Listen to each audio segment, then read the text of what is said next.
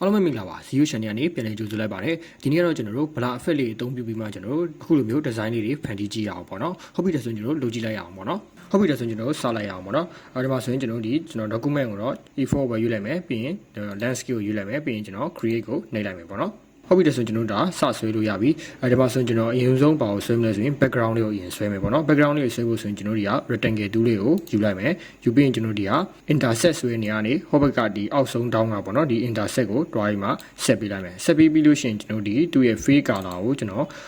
အနှစ်ဘက်ကိုလေးယူလိုက်မယ်ပေါ့နော်အနှစ်ဘက်ကိုလေးယူလိုက်မယ်ယူပြီးရင် okay ပေါ့နော်ပြီးရင်သူ့ရဲ့ stroke ကိုတော့ကျွန်တော်မထည့်တော့ဘူးပေါ့နော်ဟုတ်ပြီဒါပြင်ပြီးရင်ကျွန်တော်ဒီပုံမှာကျွန်တော်ဆွဲမှာဖြစ်တဲ့ဒီစာရွက်ကြီးကကျွန်တော်တို့ရွှေ့လိုက်လို့ရှိရင်ဒီလိုမျိုးတွေပေါ့နော်ရွှေ့ရမှာကြောင့်မို့ကျွန်တော်ဒါလေးဘာလို့ထားမလဲဆိုရင် lock ခတ်ထားမယ်ပေါ့နော် lock ခတ်မယ်ဆိုရင်ဒါလေးကိုတစ်ချက် select ပေးထားမယ် select ပြီးရင်ဘယ်ထဲသွားမလဲဆိုရင်ဒီက object ထဲသွားမယ် object ထဲသွားပြီးလို့ရှိရင်ဒါ lock ပြီးရင် selection ပေါ့နော်ကျွန်တော်တို့ဒီ selection လုပ်ထားတဲ့ဟာကို lock ခတ်မလားပေါ့နော်ဒါဆိုရင်ကျွန်တော် lock ခတ်မှာဖြစ်တဲ့အတွက် selection ကိုရွေးပေးလိုက်ဒါဆိုရင်ကျွန်တော်ဒီမှာဒါကိုရွှေ့လို့မရတော့ဘူးပေါ့နော်ဟုတ်ပြီဒါဆိုရင်ကျွန်တော်ဒီမှာစာရင်မှာဆွဲရအောင်ဟုတ်ပြီဆိုစဆွဲမယ်ဆိုကျွန်တော်တို့အရင်ဆုံးဒီ rectangle လေးပဲပြန်ယူလိုက်မယ် rectangle ကတော့သူ့ရဲ့ shortcut key ကတော့ M ပေါ့နော်ဟုတ်ပြီဒါဆိုကျွန်တော်ဒီမှာ rectangle လေးကိုကျွန်တော်ရှည်လေးဆွဲလိုက်မယ်ပေါ့နော်ဟုတ်ပြီပြီးလို့ရှိရင်ကျွန်တော်ဒီမှာအရောင်ထည့်လိုက်မယ်ဒါကသူ့ရဲ့ဒီ background အရောင်နဲ့တူနေလို့ပေါ့နော်အမှန်တော့အဖြူအောင်လေးထည့်ပြလိုက်မယ်ဟုတ်ပြီဒါဆိုရင်ဒါကျွန်တော်တို့ဆွဲထားတဲ့ဒါ rectangle လေးပေါ့နော်ဒါကိုကျွန်တော်တို့ကဘေးအရောင်လေးဆွဲမလဲဆိုရင် gradient ပေါ့နော် gradient လေးဆွဲမယ် gradient ကဘာမှလဲဆိုရင်ကျွန်တော်တို့ဒီ layer လေးပေါ့နော်ဒီကကျွန်တော်တို့ free and stroke ရွေးတဲ့ဒီအောက်မှာလေးရှိရယ် gradient သူ့ကို shortcut key အနေနဲ့ဆိုတော့ကျွန်တော် greater than ကိုတုံးလို့ရတယ်ပေါ့နော်ကျွန်တော်ဒါလေးကိုပဲတစ်ချက်နှိပ်လိုက်မယ်ဟုတ်ပြီဒါဆိုကျွန်တော်ဒီမှာ gradient လေးဖြစ်သွားပြီပြီးရင်ဒီက gradient ဒီလိုပေါက်လေးလည်းကြာလာတယ်အကယ်၍ဆိုလို့ရှိမှဒီလို gradient ပေါက်လေးမကြာလာဘူးဆိုရင်ဘေးထဲမှာတက်ဖွင့်ရမလဲဆိုရင် window တွေကိုတွားမယ်တွားပြီးလို့ရှိရင်ဒီက gradient ဆိုတာလေးကိုအမှန်ကြီးချစ်ပေးလိုက်ပေါ့နော်ဒါဆိုရင်ဒီလို gradient ဆိုတဲ့ပေါက်လေးကြာလာလိမ့်မယ်ဒီမှာဘာလေးကိုရွေးမလဲဆိုရင် free form gradient ဆိုတာလေးကိုရွေးမယ်ပေါ့နော်ဒါလေးကိုတစ်ချက်နှိပ်လိုက်မယ်ဟုတ်ပြီဒါဆိုရင်ကျွန်တော်ဒီ free form gradient ကိုယူလိုက်လို့ရှိရင်ဒီမှာကျွန်တော် point လေးကိုကြိုက်တဲ့နေရာမှာကျွန်တော်ဘာလုပ်လို့ရလဲဆိုရင်အရောင်တွေလိုက်ထည့်လို့ရတယ်ဒီမှာဆိုတော့သူ default အနေနဲ့ဆိုတော့ဒီလေးနေရာကိုသူကထည့်ခွင့်ရှိရပေါ့နော်အကယ်၍ကထပ်ထည့်ခြင်းနဲ့ဆိုရင်လည်းကိုထည့်ခြင်းတဲ့နေရာလေးကိုတစ်ချက်ထောက်လိုက်လို့ရှိရင်ထည့်လို့ရပါလိမ့်မယ်ပေါ့နော်ကျွန်တော်ကဒီလေးနေရာဆိုရင်ပြည့်စုံဖြစ်တဲ့အတွက်ထပ်မထည့်တော့ဘူးပေါ့နော်ဒါဆိုရင်ဒီနေရာလေးမှာအရောင်ထည့်မယ်ဆိုရင်ဒီနေရာလေးကို click နဲ့ချက်ခောက်လိုက်ပေါ့နော်ခောက်လိုက်လို့ရှိရင်ဒီလိုဘောက်လေးကျလာမယ်ဒီဘောက်မှာဆိုရင်ကျွန်တော်ဒီနားမှာအရောင်လေးကိုကျွန်တော်ရွေးရမယ်ပေါ့နော်ဒီနေရာရောက်နေလို့ရှိရင်ဒီက painting ပုံစံလေးကိုရွေးလိုက်ပေါ့နော်ပြီးပြင်ကျွန်တော်ဒီမှာအရောင်လေးလိုက်ထည့်မယ်ဒီအရောင်ကတော့ကျွန်တော်တို့အခုကတော့အတိအကျရင်မဟုတ်သေးဘူးပေါ့နော်မိတ်ဆွေတို့ကြိုက်နေတဲ့တဲ့အရောင်ထည့်လို့ရတယ်ပေါ့နော်အနက်ဘက်ကိုမတွားဘဲနဲ့နည်းနည်းတောက်တဲ့ဘက်ကိုလေးတွားလို့ရှိရင်တော့ပို့လို့အဆင်ပြေရပေါ့နော်ဟုတ်ပြီပြီးရင်ဒီအရောင်လေးကိုကျွန်တော်အဝါပဲထည့်လိုက်မယ်ပြီးရင်ဒီနေရာကို click တစ်ချက်ခောက်မယ်ပြီးရင်စိတ်ကြအရောင်ပေါ့နော်ဒါလေးထည့်မယ်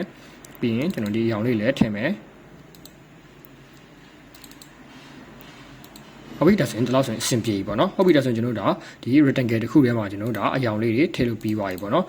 ာ်အခုတဆိုရင်ကျွန်တော်ဒါလေးကို blur effect ထည့်အောင်ပေါ့နော်ဒါလေးကိုကျွန်တော်တို့ selection ပေးထားမယ် selection ပေးထားပြီးလို့ရှိရင်ဘယ်ထဲသွားမလဲဆိုဒီက effect ထဲကိုသွားမယ် effect ထဲကနေဒီမှာ blur ဆိုတာလေးရှိရပေါ့နော် blur မှာကျွန်တော်တို့ဒီက Gaussian blur ဆိုတာလေးကိုတစ်ချက်ရွေးပေးလိုက်ဒါတော့ကျွန်တော်ဒီမှာ21ကိုရွေးထားရပေါ့နော်21ကတော့ဒါကျွန်တော်အရင်လုပ်ခဲ့တုန်းကတုံးထားတဲ့သူ့ရဲ့ pixel ပေါ့နော်ဒါလေးကိုကျွန်တော်ကအခုကဘယ်လောက်ပဲထားလိုက်မလဲဆိုရင်ကျွန်တော်8လောက်ပဲထားလိုက်မယ်ပေါ့နော်8လောက်ပဲထားလိုက်မယ်ဒါမိတ်ဆွေတို့ကြိုက်တယ်လို့ဒါကိုချိန်ကြီးလို့ရတယ်ပြီးအခုကျွန်တော်8ပဲရွေးမှတော့ okay နေလိုက်မယ်ဟုတ်ပြီဒါဆိုရင်ကျွန်တော်ဒါ Gaussian blur effect လေးကိုထည့်တာပြီးပါပြီပေါ့နော်ပြီးလို့ရှိရင်ကျွန်တော်ဒါလေးကို select မှတ်မယ်မှတ်ပြီးလို့ရှိရင်ကျွန်တော်နောက် effect တစ်ခုထည့်မယ်ပေါ့နော် blur လေးရပဲပြီးလို့ရှိရင်ကျွန်တော် radiant blur လေးကိုကျွန်တော်ထပ်ထည့်လိုက်မယ်ပေါ့နော်ဒီ radiant blur လေးကတော့ဗာလဲဆိုရင်ဒီချိတ်လေးတွေသူလှုပ်သွားလိမ့်မယ်ပေါ့နော်ဒါလည်းကျွန်တော်အများကြီးမထည့်ဘူးပေါ့နော်ဒီမှာသူ default အနေနဲ့ဒါမှမဟုတ်မိတ်ဆွေတို့အရင်ကလှုပ်ထားတဲ့ဒီအတိုင်းအောင်သူမှတ်ထားပြီးရကျွန်တော်ကဒီမှာတော့ကျွန်တော် file လောက်ပဲထည့်မယ်ပေါ့နော်ထည့်ပြီးရင်ကျွန်တော် okay တစ်ချက်နှိပ်လိုက်မယ်ဟုတ်ပြီဒါဆိုရင်ဒီမှာကျွန်တော်တို့ဒီ radiant blur လေးဖြစ်သွားရပေါ့နော်ဒါဒီလိုလေးဒါဆိုရင်လောက်စနော်မိတ်ဆွေတို့သဘောပေါက်မယ်နဲ့ဟုတ်ပြီဒါဆိုရင်ကျွန်တော်နောက်တစ်ခု font လေးလည်းကျွန်တော်ထည့်ပြမယ်ပေါ့နော် font ကိုလုံးဝဖြစ်တဲ့အတွက်ဗာလေးယူလိုက်မယ်ဆိုရင်ကျွန်တော်တို့ type 2လေးယူလိုက်မယ်ပေါ့နော်ဒီက type 2လေးသူ့ shortcut key ကတော့ဗာလဲဆိုရင် D ပေါ့နော်ဒါလေးကိုတစ်ချက်ယူလိုက်မယ် UP ဒီနားမှာကျွန်တော်တစ်ချက်ချလိုက်မယ်ပေါ့နော်ဟုတ်ပြီပြီးလို့ရှိရင်ကျွန်တော်တို့ဒီ font color နဲ့ကျွန်တော်ဒီ background color နဲ့တူနေရဖြစ်တဲ့အတွက်ကျွန်တော်တို့ဒီ color လေးကိုခဏယာယီပေါ့နော်အဖြူအောင်လေးခဏချိန်ထားလိုက်မယ်ပေါ့နော်ဟုတ်ပြီပြီးလို့ရှိရင်ကျွန်တော်ဒီမှာ font လေးကိုချိန်လိုက်မယ်ပေါ့နော်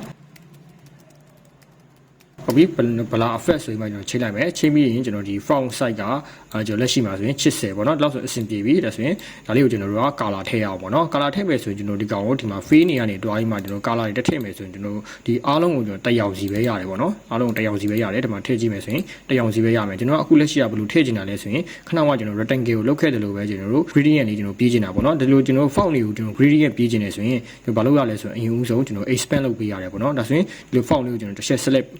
မှတ်ထားမယ်မှတ်ပြီးလို့ရှိရင်ကျွန်တော်ဒီ object ထဲသွားမယ် object ထဲကနေဘာလေးတစ်နှိပ်ပေးမယ်ဆိုရင် expand ဆိုတာလေးတစ်နှိပ်ပေးမယ်ပေါ့နော်ဒါလေးတစ်ချက်နှိပ်လိုက်မယ်နှိပ်ပြီးလို့ရှိရင်ကျွန်တော်ဒီ object နဲ့ free ကိုအမှန်ကြီးချစ်ထားမယ်ချစ်ထားပြီးရင်ကျွန်တော် okay ကိုတစ်ချက်နှိပ်လိုက် ဟုတ်ပြီဒါဆိုတော့ကျွန်တော်ဒါ expand လုပ်ပြီးပါပြီပေါ့နော် expand လုပ်ပြီးပါပြီဖြစ်လို့ကျွန်တော်ဒါ gradient ပြီးလို့ရပြီဒါဆိုရင်ဒီက gradient လို့တစ်ချက်နေကြည့်လိုက်ဟုတ်လားဒါဆိုရင်ကျွန်တော် font ကိုကျွန်တော် gradient စပြီးမှပြီးလို့ရပြီပေါ့နော်ဒါဆိုမိတ်ဆွေတို့ကခဏမှလိုမျိုးပဲဒီမှာတွားပြီးမှ gradient ကိုကိုပါအရောင်တွေလိုက်ထည့်ခြင်းလည်းရတယ်ကျွန်တော်လိုက်မထည့်တော့ဘူးပေါ့နော်ဒီအောက်ကအရောင်တိုင်းကိုယူလိုက်မယ်ဒီမျိုး color တွေကိုကျွန်တော်က copy ကူးခြင်းနေဆိုရင်ဘာလို့လဲ copy ကူးလို့ရလဲဆိုရင်ကျွန်တော်ဒီက eyedropper tool ဆိုတာလေးနဲ့ကူးလို့ရတယ်ပေါ့နော်သူ့ရဲ့ shortcut key ကတော့ဘာလဲဆိုရင် eye ပေါ့နော်ဒါလေးကိုယူလိုက်မယ်ယူပြီးကျွန်တော်ဒီအောက်ကလေးကိုတစ်ချက်ထောက်လိုက်မယ်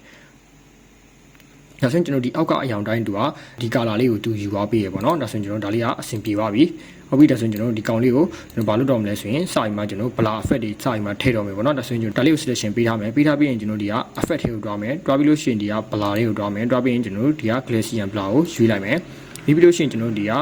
အဲ့လောက်ဆိုရပြီပေါ့နော်ပြီးရင်ကျွန်တော် OK ကိုတစ်ချက်နှိပ်လိုက်မယ်ဒါဆိုရင်ကျွန်တော်တို့ဗာလေးထည့်ပြီးသွားပြီလဲဆိုရင် Gaussian blur လေးကိုထည့်ပြီးသွားပြီပေါ့နော်ဟုတ်ပြီဒါဆိုရင်ကျွန်တော်နောက်တစ်ခု Radiant blur လေးကိုထပ်ထည့်မယ်ပေါ့နော်ဒါလေးကိုတစ်ချက် select ပေးထားမယ်ပြီးရင်ဒီက effect ထဲကိုတွားမယ်တွားပြီးလို့ရှိရင်ကျွန်တော်ဒီက blur လေးတွားမယ်ပြီးရင်ကျွန်တော်ဒီက Radiant blur ကိုရွေးလိုက်မယ်ပေါ့နော်ဟုတ်ပြီဒါဆိုရင်ဒီမှာဆိုရင်ကျွန်တော်တို့ Radiant blur တော့သူကဒီ font လေးကိုတွားနည်းနည်းလေးသူ့ရဲ့ shape လေးတွေလောက်သွားမယ်ပေါ့နော်5ဆိုရင်နည်းနည်းများတယ်ဒါဆိုရင်ကျွန်တော်ကအကေအများများလို့ရှိရင်ဒီ font ကမထင်မရှားဖြစ်တော့မှကြောင့်ကျွန်တော်ဒီ3လောက်ပဲထားလိုက်မယ်ပေါ့နော်ပြီးရင်ကျွန်တော် OK ကိုတစ်ချက်နှိပ်လိုက်မယ်ဟုတ်ပြီဒါဆိုရင်ကျွန်တော်ဒါအဆင်ပြေသွားပြီပေါ့နော်ဒါဆိုရင်ကျွန်တော်တို့ဒီ font လေးကိုလည်းကျွန်တော်တို့က blur ရေးထည့်ပြီးမှတုံးလိုက်ပြီပေါ့နော်ဟုတ်ပြီဒါဆိုရင်ကျွန်တော်ဒီနေ့အလုပ်ပြရတဲ့ဒီ blur effect အသုံးပြုနည်းလေးကိုတဘောပေါက်မယ်လို့မျှော်လင့်ပါတယ်ကျွန်တော်ဗီဒီယိုလေးကိုကြိုက်နေတဲ့ဆိုရင်လည်း like and subscribe လုပ်ပြီးမှအားပေးကြလို့ရပါတယ်ကျေးဇူးတင်ပါတယ်